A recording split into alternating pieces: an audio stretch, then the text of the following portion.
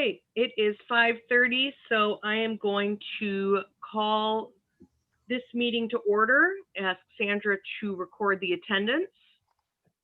If you haven't yet had a chance to review the agenda for tonight's meeting, please do so, and then I'll entertain a motion to approve that agenda.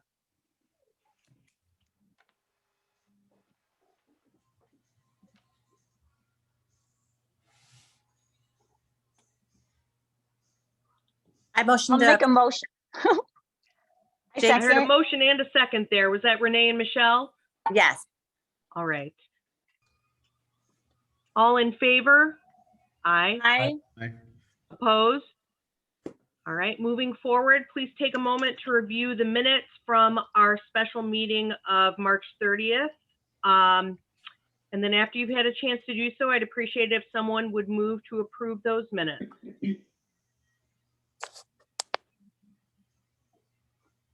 I'll make a motion to approve if it's timely. I saw Grace make the motion and Gary second. Yep. Any comments or corrections before I call that vote? All right, hearing and seeing none, all in favor?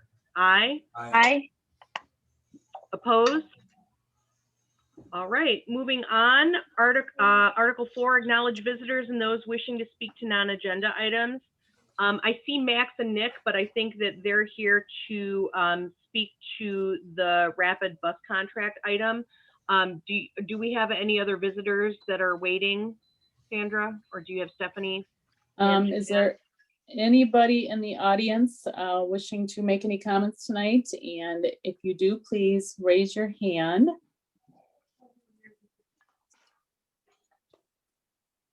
We have one attendee, but there are no hands raised, so. All right then. Moving on to Article 5, discuss and consider the rapid bus contract. So I would like, Ben can't be with us tonight, so I've asked Sandra to kind of give a recap and a summary of the memorandum that she put in the agenda packet. So Sandra, I'll defer to you. Thank you. So when the DDA met at their March 30th meeting, you directed staff to set up a meeting with the Rapid to further discuss funding as well as the contract. And so Chair Poplava, Supervisor Lesprance, and Member Vogel volunteered their time to attend that meeting along with the manager, Township manager, and I. So we met with them last Wednesday. It was a productive meeting. It was an informative meeting.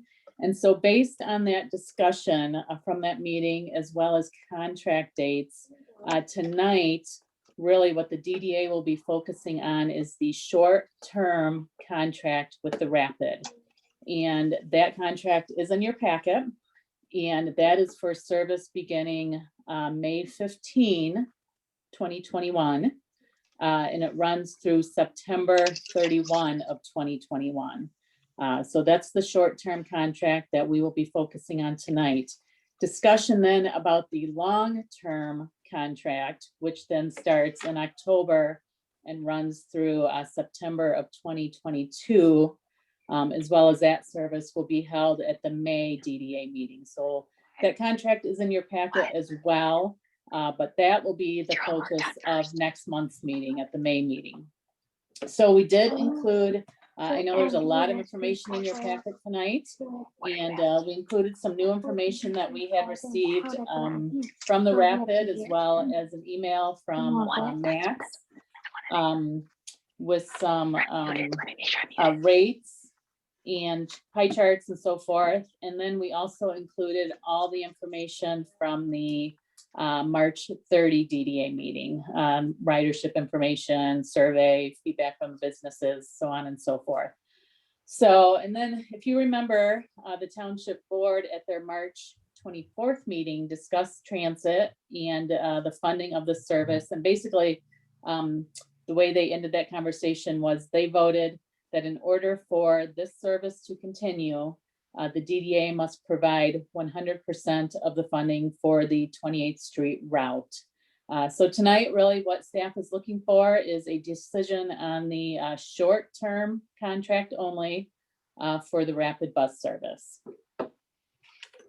Thank you, Sandra. And I know that we had some confusion and some conversation at our last DDA meeting about what the term of the contract was, what the rates were, whether there was a period of free bus service for one or several months. And we got answers to, I think, all of our questions during the call that we had with the representatives of the Rapid, who are also on our Zoom call today. Essentially, there are no free months included in any scenario. Extending the contract, either short-term or long-term, would involve payment of a monthly fee. Those numbers were included in your packet. I believe that we discussed at last month's meeting where this fit into our budget, and correct me if I'm wrong, Sandra, but we have already budgeted our portion, the DDA's portion of rapid funding. And so if we vote tonight to cover 100% of the bus service expenses in the short-term contract, that's already within our budget, and we have the money already allocated to do that. Is that correct? That's correct. So we currently budgeted $214,000 for bus service for 2021. And through the end of April, we will have spent approximately $63,000 of those funds. If you approve the short-term contract and the DDA pays 100% of that cost, it will cost approximately another $98,000 for that short-term period. And then obviously, once we make that decision on the long-term contract at the May meeting, we'll have to work on, those final budget numbers for that. So, yes. So as Sandra mentioned, and we had discussed this in the context of the meeting that we had with the Rapid as well. It would be my preference to separate out our considerations of the short-term contract and the long-term contract. The short-term contract, as Sandra mentioned, will relate to bus service through September, end of September, and we need to make a decision on that tonight, up or down. And then at our May meeting, we will be discussing and considering whether to agree to the long-term contract, which would be fiscal year 21-22 for the Rapid. So that's, obviously longer commitment, more money, more dollars. We may want more information.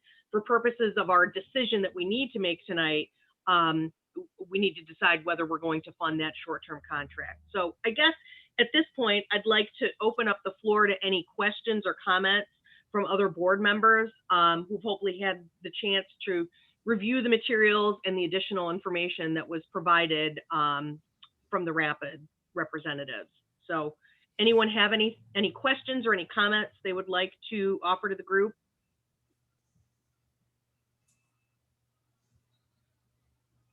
I was not at the last meeting. I apologize for not attending that. But when like Steve did a improper survey and most of the employees were down near Myers. Has there been looked at alternatives in routes and shortening the route, trying to cut the costs? Since the last meeting, I'm not aware that we've conducted that study. I know that the bus committee in the past did look at other alternatives, and it's something that we, at our last DDA meeting, discussed that we would want a reconstituted bus committee to consider before we made a decision about the long-term contract. We don't have updated metrics that I'm aware of, though, from between Steve's analysis and today. Is that please correct me if I'm wrong, Sandra? No, that is correct. And really, Rick, I think that will probably be something that we'll look at more when we discuss that long-term contract. So for the short-term contract tonight that we're looking at, service as far as number of stops and where the stops are located will remain as they are right now, correct? Yeah. And I get that. Yeah. I was thinking for long-term, I would Yes. want information about let's cutting the route. Yes. And that's Understood. exactly why I wanted to bifurcate the conversation, because I agree. It's a little bit of a different analysis when you're looking at another year out as opposed to 3 months. So hopefully by the time we reconvene next month, we'll have some more information and we can discuss options and dollars and all of that relative to the long-term contracts. I guess I don't want to cut Rick off. Are you good on your comments? I just wanted to share from my standpoint, if we're looking at this, looking at making the decision of the bus service through September, I feel from my point of view, it's a no-brainer that we move forward with that initial decision. I mean, in absence of all the facts, I would say if we look at how we're charged is to halt property value deterioration and increase property tax valuation where possible, eliminate the causes of deterioration to promote economic growth. Until we fully understand how the bus service plays into that engine or those objectives, I think it's important, but you also couple it with what's currently going on with the labor market. And again, this is an informal poll. I feel confident to share my numbers as a small business owner. Right now, it's highly difficult to hire individuals. And to give you context is a typical post for us, and we pay well above minimum wage, we would get somewhere between 125 to 200 applicants. And that was consistent over the last 4 years. As of the last 3 to 4 weeks, we're getting 10. And I'm not alone there. And I won't name the businesses, but there are a number of businesses that have not opened up further services and operations because they have a lack of workers. So I would say definitely, I don't know how long this is going to last, but I do feel continuing the bus service until we understand the full impact it would have on businesses. Right now, businesses are trying to hold on to their employees. This is how we're keeping, all these, businesses that we enjoy here locally. We need to continue to support them. And I'm sure we want to continue to enjoy those services. So there could be an impact. So I thought I would share that kind of context. I am right now pro bus at the standpoint of I've seen a lot of associates use it.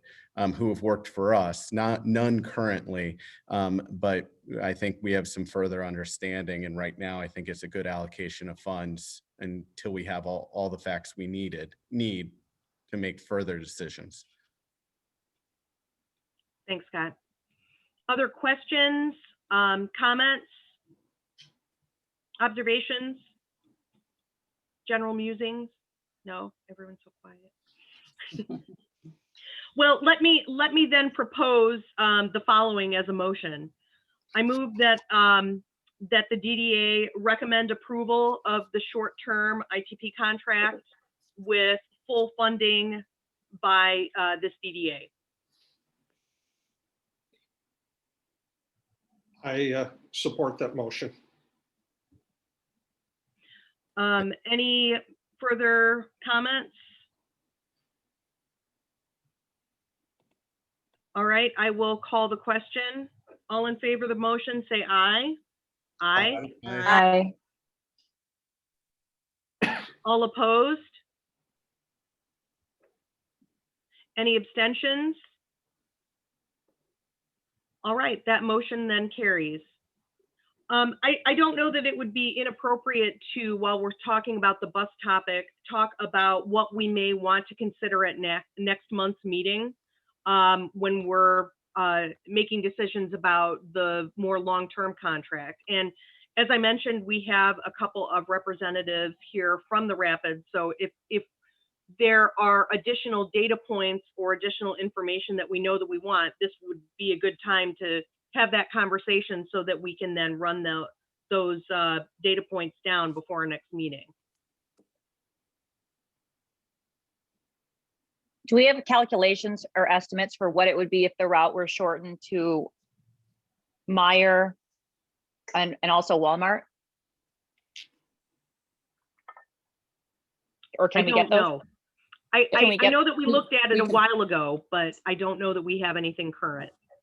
If we don't, I guess I would make the request that we get that from the Rapid if necessary. Okay.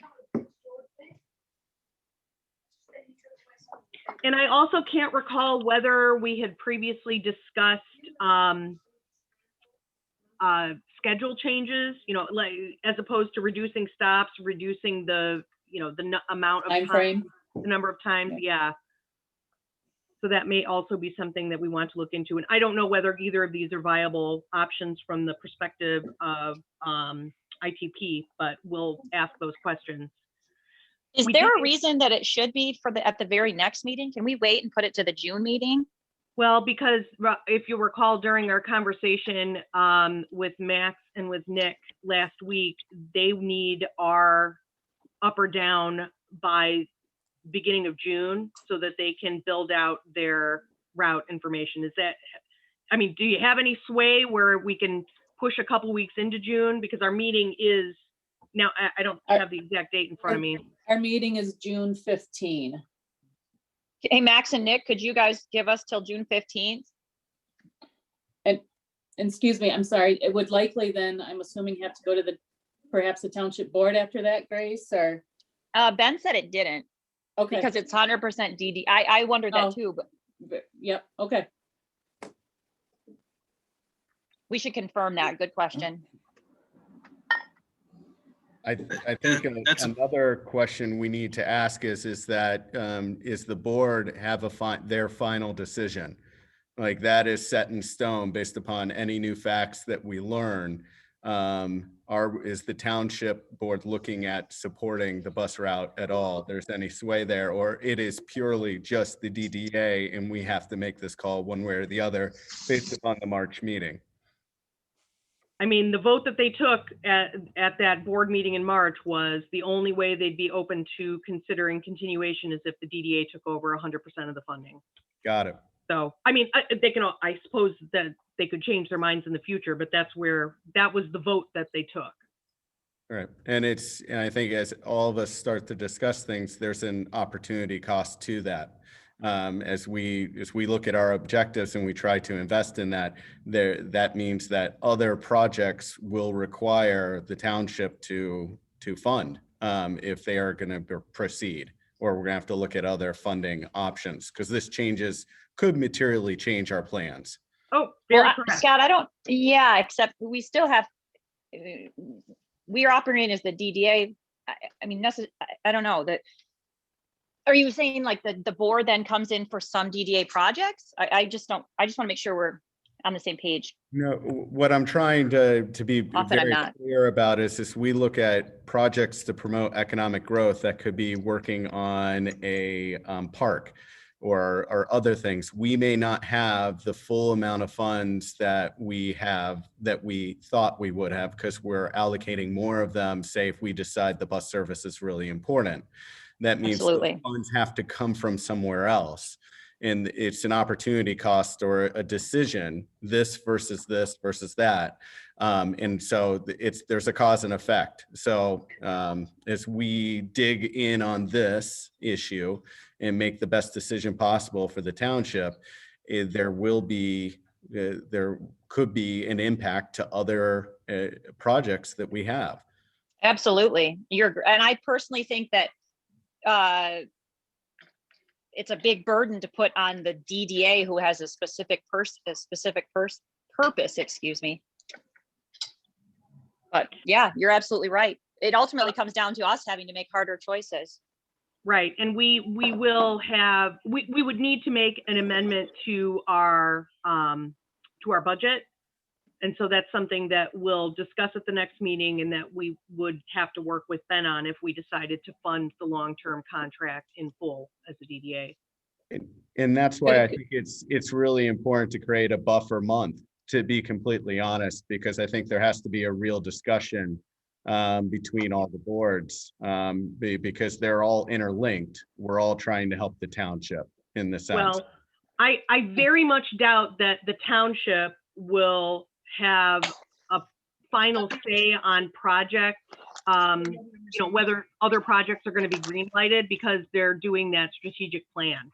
So buying another month, I don't know that that'll give us, that might be something for years forward, but I'd be impressed, but surprised if they were able to come back and say, these are the things that are greenlit. Because I hear exactly what you're saying. I mean, if we as a DDA decide that we're going to provide 100% funding for that long-term contract, then where does that put us as to the community gathering space, or as to some of the other projects that we had previously decided were a priority? And I do think that needs to be part of our conversation. And, you know, we'll have to look at the actual numbers to see how that affects us. That said, I don't see the community gathering space project moving. Certainly, it's not going to move forward in 2021.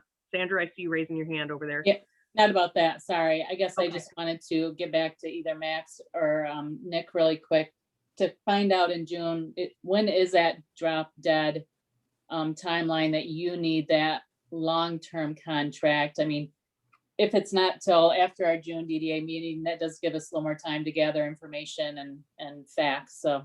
Sure. That's a valid question. And thanks for having me today or this evening. I appreciate it. Good to meet you all. I'm going to give Nick the final word on this, but from what we understand is that we need a certain amount of lead time to develop the schedules, write the schedules, block it into what we call pieces of work or runs that our operators sign up for. So, you know, they sign up to get a 40-hour work week. So the absolute drop deadline is still going to stand at June 1. However, I do want to bring up one point, and this is maybe in the fine print of the proposed fiscal year 22 contract, is on the top of page 3. That's the page that is signed by the CEO. Article 5 has terms of the agreement, and we've kind of tailored this in with the sensitivity that this is a really quick turnaround. This is a big decision for your board, and we recognize that, and we're very empathetic with the difficult decision that you have before you. So what we've kind of written this in is I'm kind of looking at it right now and just kind of read off of it, just because I think it's very important and relevant based on the timeline of the decisions here, is that the agreement is effective from October 1, 2021 until September 30, 2022. However, the township shall make its intentions to ITP for renewal of the agreement based on 3 kind of drop dead periods throughout our fiscal year. We have 3 service periods that we implement throughout our fiscal year that sort of allows us to fluctuate service levels to accommodate some of our major contract partners like Grand Valley State University and some of the other secondary and higher education institutions that we have contract services with. So we understand June 1 is a really, really tight turnaround. However, there would be another point in mid-October where you guys could come to us and say, hey, we've come to the decision that we no longer want to agree to this contract, or we want to reduce service levels to reduce contract costs. There are future windows where that may would occur. So by October 15, we would have a drop dead for our winter 2022 service. And then on March 1st of next year would be kind of our drop dead for the summer 2022 service that would run until the end of the contract term of September 30, 2022. So I certainly understand that, you know, having only one meeting between now and June 1 is difficult, and it's a major decision. However, just the timing's very poor, the way this has kind of worked out, to no fault of either party. It's been a very uncertain time for both us and the township. And I just want to throw that out there to know that, you know, if you make a decision on June 1, you're not locked in for the entire rest of the year. You have these 3 windows that we're providing. So Nick, if you want to add anything, but I think that June 1 would be our firm deadline. So Sandra, can you share that or let me share it, because I can't share that page. I just want the rest of the group to see the language that you were just talking about, Max, to give them some context, because I agree with his summary of the contract. It's on page 27. Okay, give me just a minute to scan through, sorry. All right, Nick, if you want to pick up from Yeah. there, if you have anything. Good evening, everyone. Thanks again for offering us a seat at the table. It's good to be with you. I'll concur with what Max had indicated. You know, I do, out of our own due diligence, you know, we'll tomorrow I'll take a look and we'll talk to the parties that be and see if there is any wiggle room. I know that June 1st date was given to us hard and fast, and again, we've got union considerations on our end to think through, but to see if there is any sort of wiggle room that we could, of course, continue the conversation at a staff level, so that you could convey that to your group here, if anything could occur, if we could push that a little bit. But no, what Max said was accurate, and yeah, but we'll follow up with staff to see if there is anything we can do. We appreciate that. Thank you. And so it'll be, I think this makes it all the more important, Sandra, that we get that bus committee, you know, even if we don't have a meeting, that we kind of get our minds together to compile all the data and to request additional data that we might need in anticipation that we may not get a lot more time to discuss this. But as Max and Nick said, you know, we can terminate the agreement on 3 months notice. So we're essentially making a commitment to continue with service for that 3-month period of time. And then if we get information in the interim, the agreement does allow us to renegotiate the rates, and we can also decide to terminate if the data doesn't back up our decision. So that's, we do have some options that we can discuss taking if we feel that at our next meeting we don't have enough data to make a decision that will be effective for the entire year. Max, is each of those a 4-month period? Those dates correspond to a 4-month period? More or less, I believe let me think about this. I think our summer service period tends to be, let's see, goes from around middle of May until the end of September. So our summer service period tends to be a little bit longer, but you can roughly think about it being in 4-month increments. It more or less works around the university academic calendar of Grand Valley State. So they typically begin their fall semester in late August.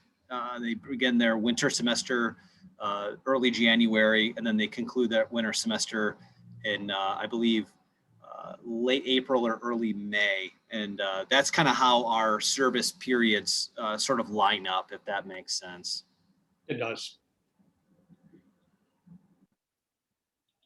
Other questions or comments? So it sounds like, and maybe, again, I should have drank 2 cups of coffee today. Just in case I didn't understand, it sounds like that the May DDA meeting, we're really truly committing ourselves to the fall service based upon how this is structured. Right. So, Well, I mean, it's a contract for a year, but we can terminate on 3 months notice. So yeah, that's our commitment, is that 3-month period. yeah, our financial obligation. Right. The way maybe look at, okay, that's helpful as we try. It's almost like we're looking at these in just chunks. Awesome. Thank you. Great. Other questions or comments? All right, real good. We'll be in touch with you guys to ask for more information. Really appreciate you taking the time to be part of this meeting and to answer the questions we have. So thank you. Anytime. Thank you all. We'll be Yeah, in touch. thanks again for having us. Really appreciate it. Thank you for your time. Thank you. All right, then moving on to Article 6, which is a review of our 2020 DDA annual report. Sandra. Yes, thank you. Sorry, just trying to get things together here. Right. So this is a report that is required by the state of Michigan for us to submit to them yearly. This is obviously annual report. And we are also required then to submit it to the taxing authorities. So Grand Rapids Community College, Kent County, Cascade Township, and Kent District Library will also receive a copy of this, and it goes in the board packet as well. But just real quick, just to go through this, you can see, I know that the page is very small, the second page there, but really it talks about the tax increment revenue that we received. And in 2020, the DDA collected just over $1 million. It then, has the breakdown by the taxing authorities, and you can see our expenditures listed under the expenditures account there, which totaled approximately $771,000. And obviously we have a little outstanding indebtedness. So this is really the gist of it. This is what the state is looking for. Really, they just want to know what we brought in and what we are spending our money on. So again, it's a yearly report. We do this every year, and it will get sent to the state as well as the taxing authorities. Anyone have any questions or comments about the report? So I guess I have a more general question. I mean, have we ever been in a situation where we've had to fight with the state about money that we didn't spend, that we've allocated for a project that didn't go forward? Or is that not something we had to grapple with in the past?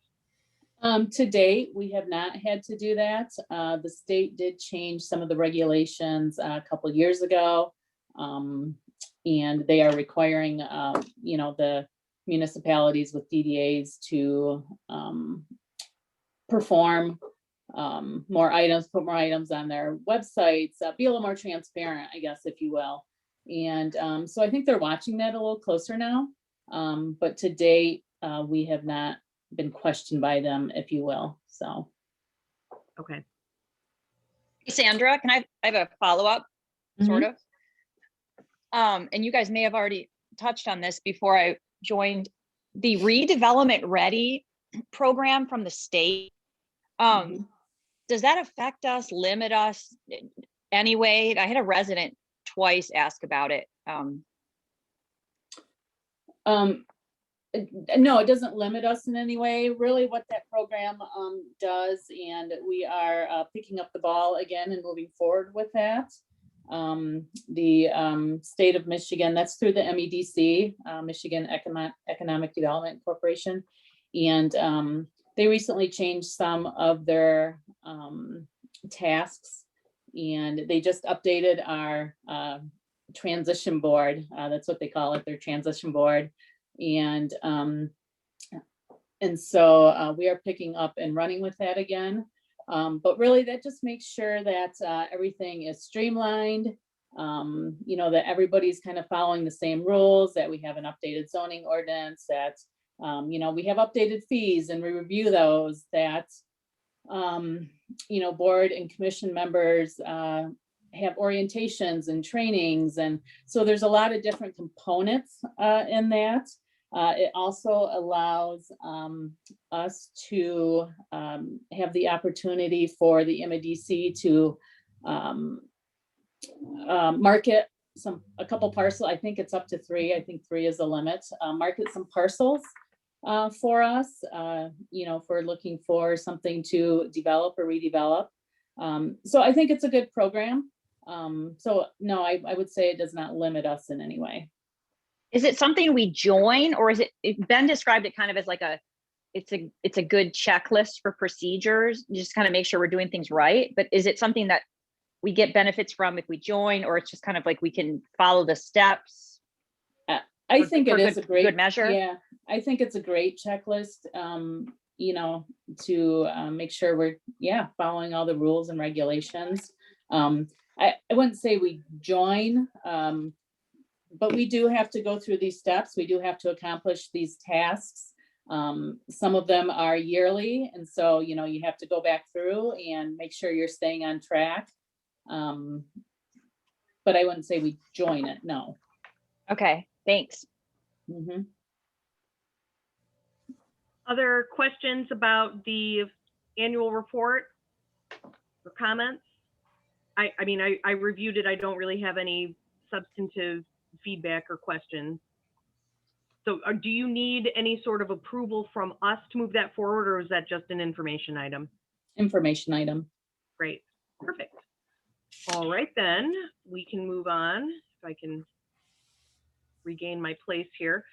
Article 7, discuss and consider virtual or in-person hybrid meetings.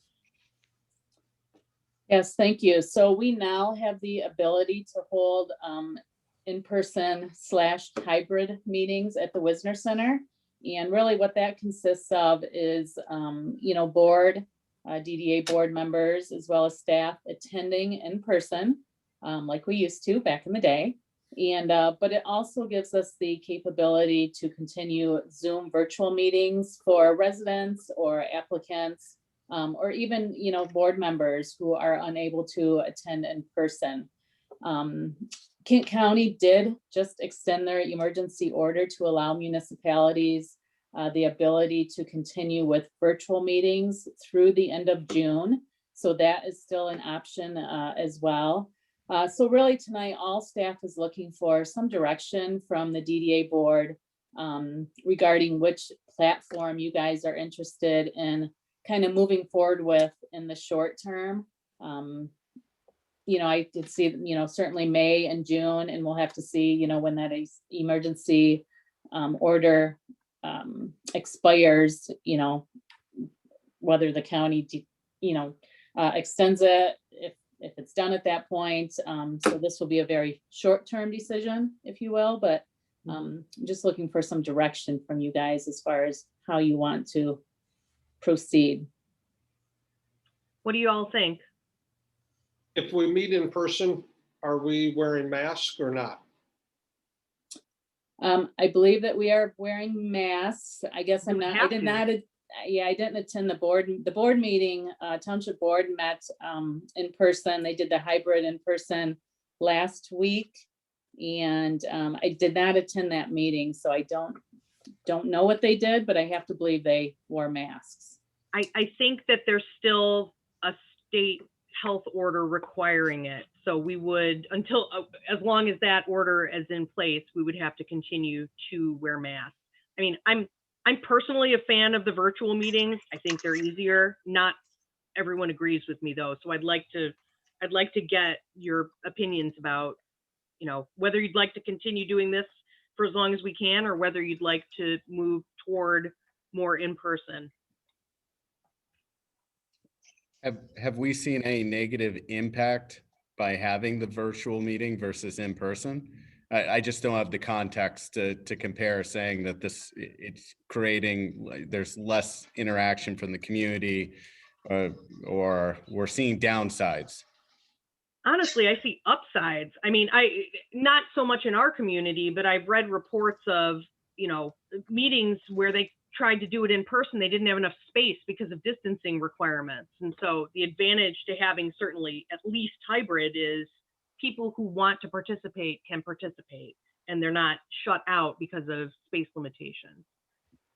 I don't know. I mean, I think that the limitation with virtual meetings is, technology fails.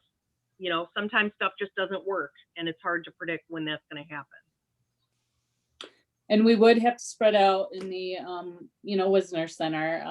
Not everybody would be up at the dais. I think a couple, members would be at the staff table, and then we'd have to have another table with a couple other members. So we would have to spread out somewhat. I'm curious what eventually, if Zoom will be allowed, like with the Open Meetings Act, it'll be interesting to see how they come at it long term, because there are a lot of benefits. So then it'll be interesting what they allow as far as how much Zoom you can do long term. I know we're not there yet. Yeah. Well, maybe we'll see progress. Yeah, it makes sense. I have a feeling that it'll be interesting how it's kind of like how much change stays, I guess.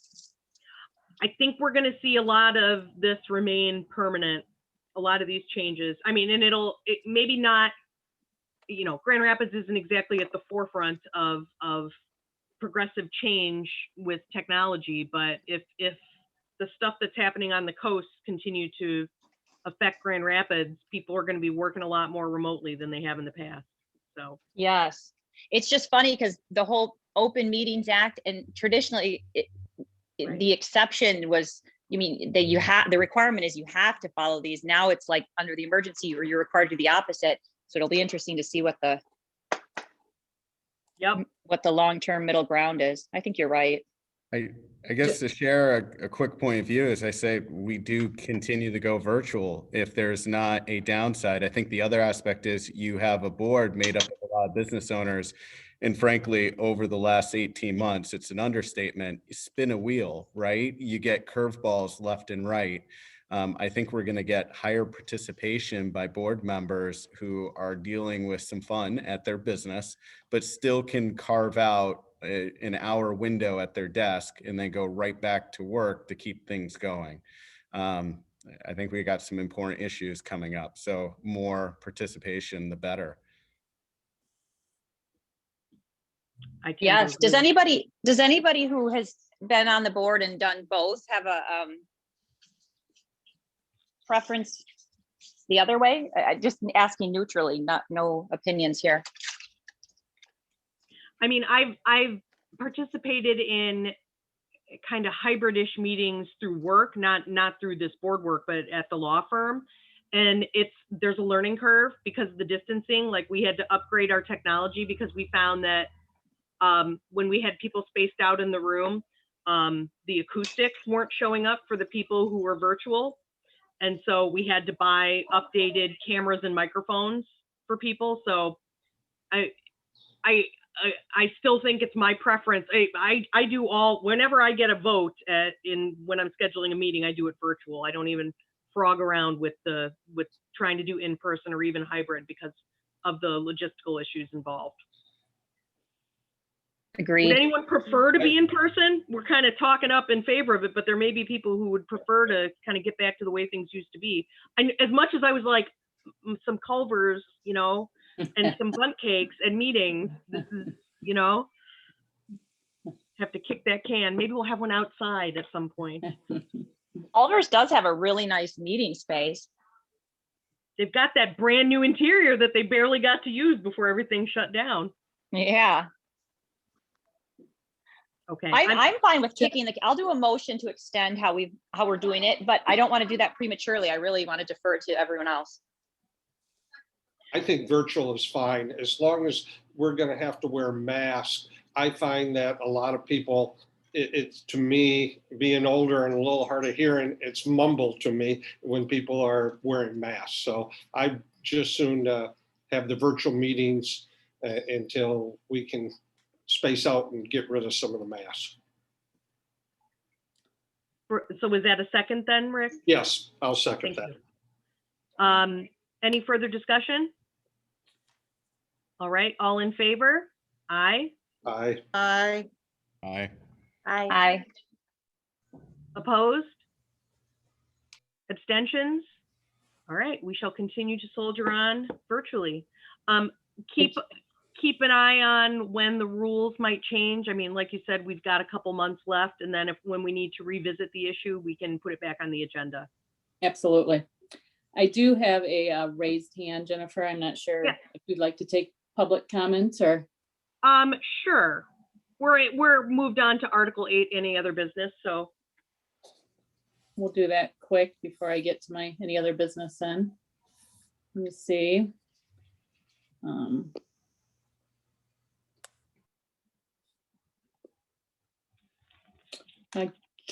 Ken? Yes. Can you hear me? Okay, go ahead. You should be able to talk. Yeah, I'm sure Grace can back me up on this. The last board meeting we had a couple ladies come in and unmask, and they were pretty obstinate about it. They obviously were not going to wear a mask, even though they were required to. And nobody made a fuss over it. I think they were anticipating there was going to be a fuss made over it, and we just kind of let it go. So I have to agree with you. The virtual meetings are going to work out a lot better because you know, this is a 50-50 country on masks, okay? And so you're going to have the element of people that are just refusing to do it and want to come there just to make a statement. And so I think the virtual meetings are actually the way to go. Thanks. We appreciate those comments. Anybody else with a raised hand before we move on, Sandra? I do not have anyone else. All right then. I see an item for North Point Bank.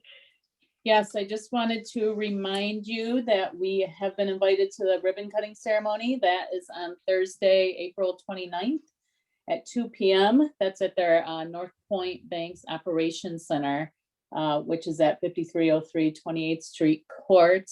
That is the old, if you know it by this name, the old Cascade Commons building, just west of Meyer down there and back there by all the hotels. So if you would like to attend, I'd be happy to RSVP for you.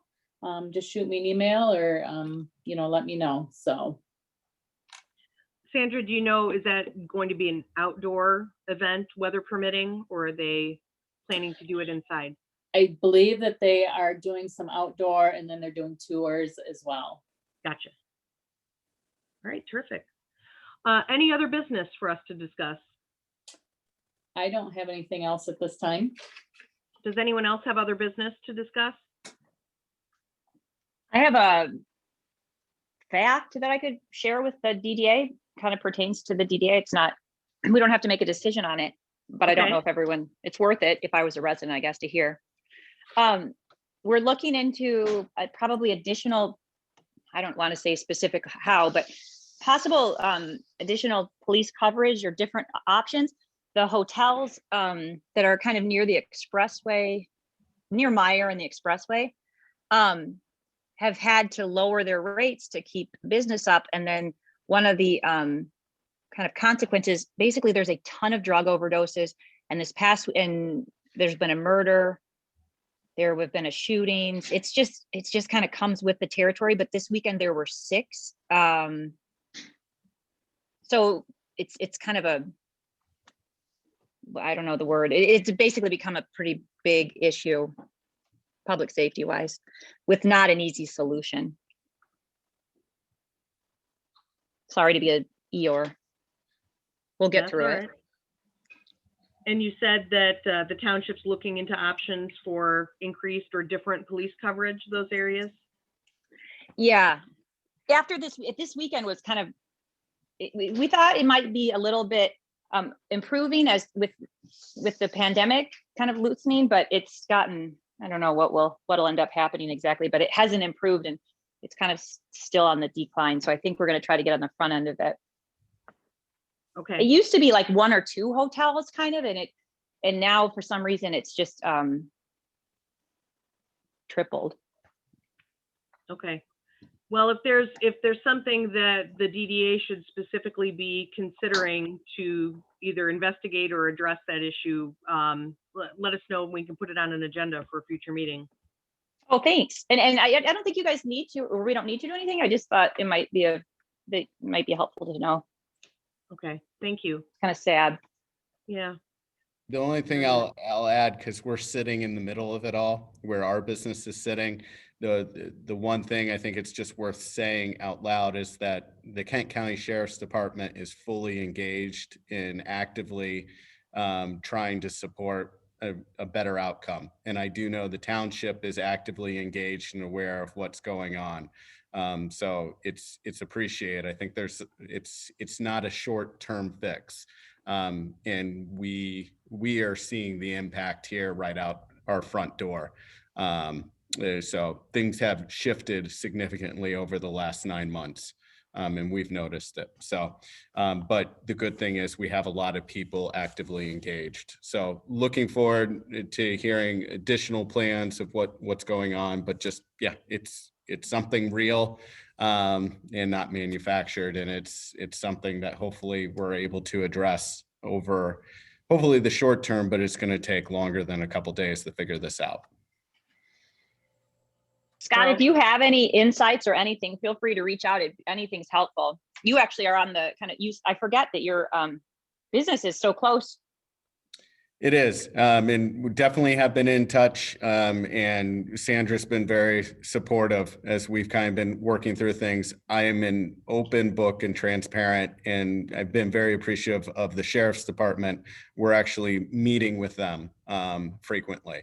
So it's, and we're seeing some good engagement by a couple partners locally, like the Red Roof Inn is actively engaged in a positive outcome as well. So we're seeing some positive things happen. Well, that's hopeful. That's good. Yeah.